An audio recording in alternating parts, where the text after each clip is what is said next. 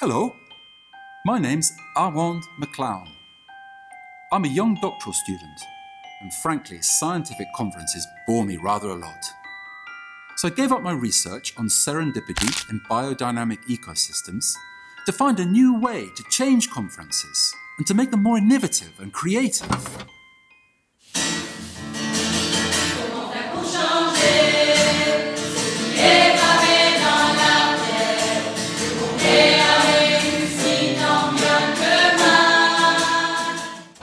Art can transform our daily life, and theatre, for its part, can help us to look at conferences as a theatre production, a stage, an actor, an audience, a theme.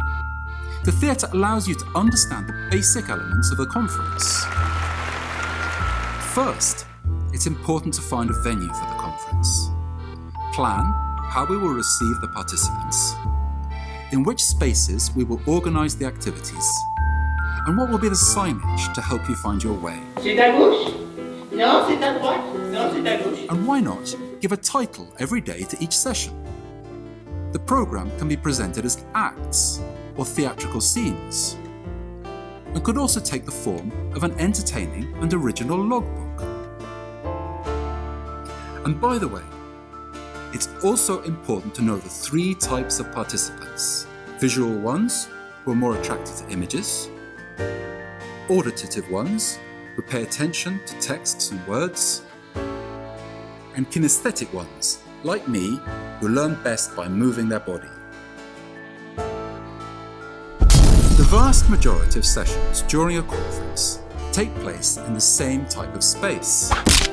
But since our brains work differently, there are several ways to place viewers.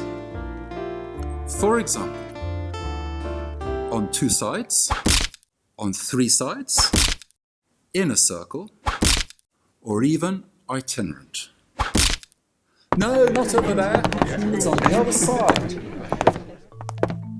The theatre lighting director knows that warm light does not have the same effect as cold light. With light, you can isolate a speaker or an element of the scene, or delimit a specific space to create an atmosphere. Variations in colours create rhythm in the scene. Does anyone have a microphone? Sound's important too. C'est la triste chanson de la diapositive. Technology must serve us. PowerPoint can be useful as long as it is readable. It sheds light on what is being said, and it's not overloaded with information. I went to loads of conferences.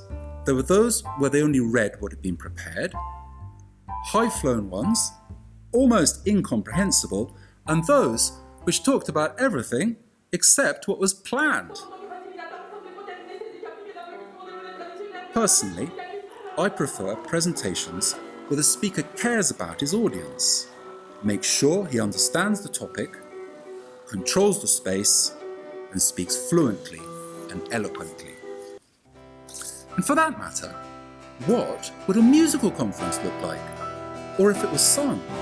Or how about a presentation given by clowns? Or a scene with actors? Or puppets? It's already been demonstrated that concepts to be learnt are more anchored in our brain if we're affected emotionally. Public participation is very important. Let's have a coffee to discuss it. I said a coffee. In the theatre, the playwright is the one who writes the drama.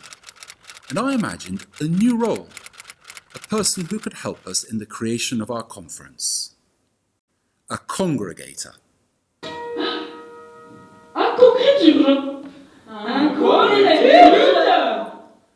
A congregator who would take into account the conference building, types of participants, the space, lighting and sound, the use of technology, speakers, and public participation.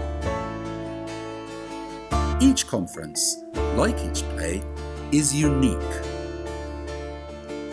find a congregator, or become one like me, who organised a conference on conferences in Toulouse, in which, with the help from Mexican artist Omar Olvera, I presented my research in the form of a musical. It's a great idea, isn't it? Follow Armand on Twitter.